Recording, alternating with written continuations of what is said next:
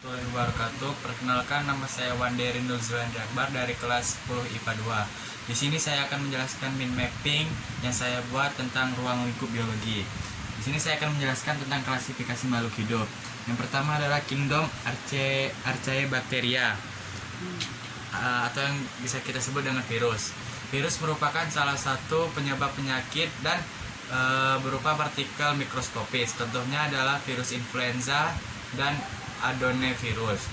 Yang kedua adalah Kingdom Eubacteria atau yang bisa kita sebut dengan Monera.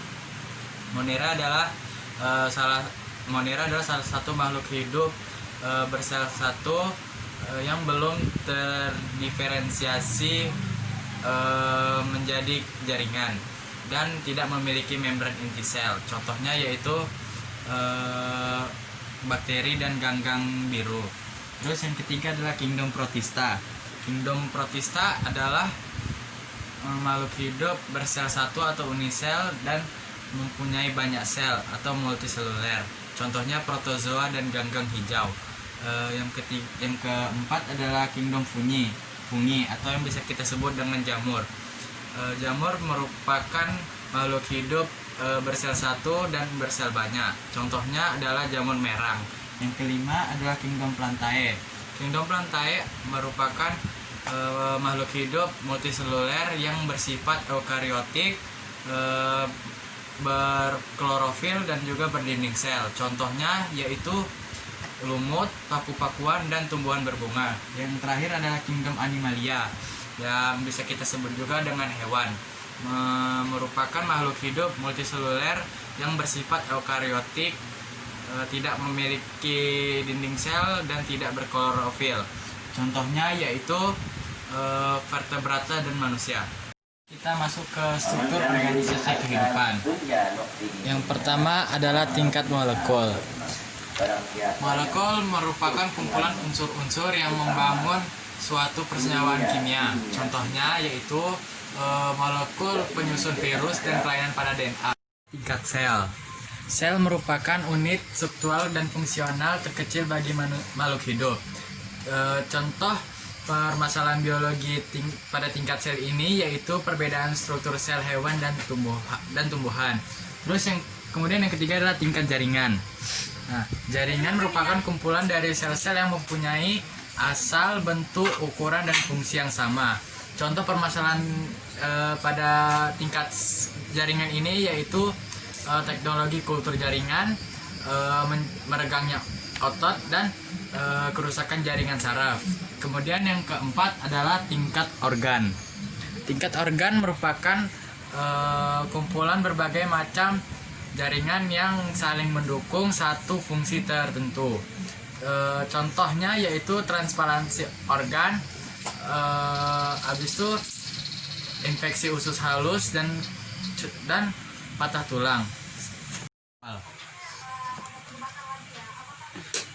Artinya makhluk hidup tunggal yang seluruh aktivitas kehidupannya dilakukan secara otonomi. Contohnya yaitu anatomi secara fisiologi tumbuhan dan hewan. Terus kemudian ada tingkat populasi. Artinya yaitu kumpulan individu sejenis yang mendiami suatu habitat dalam kurun waktu yang sama. Contohnya yaitu polimorfisme, rayap, dan budidaya ikan mas. Ekosistem. Ekosistem merupakan hubungan timbal balik antara makhluk hidup dan lingkungannya. Contohnya yaitu tanah longsor, tercemarnya air sungai, dan lain-lain. Terus yang terakhir adalah tingkat bioma. Tingkat bioma artinya kumpulan spesies terutama tumbuhan yang mendiami tempat tertentu di bumi. Contohnya yaitu bioma padang rumput dan bioma padang gurun. Sekarang kita masuk ke kawasan kajian dalam biologi. Yang pertama adalah biologi sebagai proses inquiry. Artinya proses ini menggunakan metode ilmiah. Contohnya penemuan penisilin memakai serangkaian penelitian dengan tahap-tahap dalam metode penelitian. Terus yang kedua yaitu sejarah konsep biologi. Artinya artinya penelitian yang semakin canggih dan didukung oleh kemajuan teknologi. Contohnya yaitu teori evolusi biologi, teori evolusi kimia, dan lain-lain. Terus kita masuk ke keanekaragaman dan keseragaman. Artinya itu terdapat tingkatan organisasi kehidupan dan tidak akan pernah sesuai untuk dipelajari. Contohnya yaitu terdapat perbedaan morfologis pada anak kembar identik. Yang keempat ada evolusi. Artinya memerlukan studi komprehensif dari berbagai cabang biologi. Contohnya itu proses evolusi kuda. Kemudian ada genetika dan kelangsungan hidup. Artinya ditentukan oleh kemampuan gen-gen pengendali aktivitas organisme dalam beradaptasi dengan perubahan lingkungan yang bersifat tidak dapat diproduksi secara teratur. Contohnya, komodo merupakan reptil besar yang masih hidup karena mampu beradaptasi dengan organisasi dalam lingkungan. Artinya, interaksi antar makhluk hidup dan lingkungan dilakukan dalam rangka menuju keseimbangan dinamis pada kehidupan di bumi. Contohnya, rantai makanan dan jaring-jaring makanan di alam bebas. Kemudian ada perilaku. Perilaku artinya berkaitan dengan banyak aspek yang terintegrasi menjadi satu dengan sistem saraf, hormon, dan indera. Contohnya perilaku burung pada masa kawin. Terus yang selanjutnya ada struktur dan fungsi. Struktur dan fungsi artinya struktur penyesuaian tubuh makhluk hidup membawa konsekuensi pada fungsinya. Contohnya insang sebagai alat pernapasan pada ikan.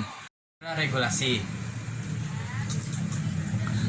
Regulasi artinya persoalan biologi yang diperankan oleh sistem saraf, sistem hormon, dan alat indera manusia. Contohnya rambut pada kulit berdiri dan banyak mengeluarkan urin pada saat suhu dingin.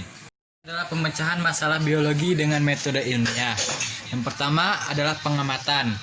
Lalu lanjut dengan pertanyaan, hipotesis, kemudian prediksi, dan eksperimen.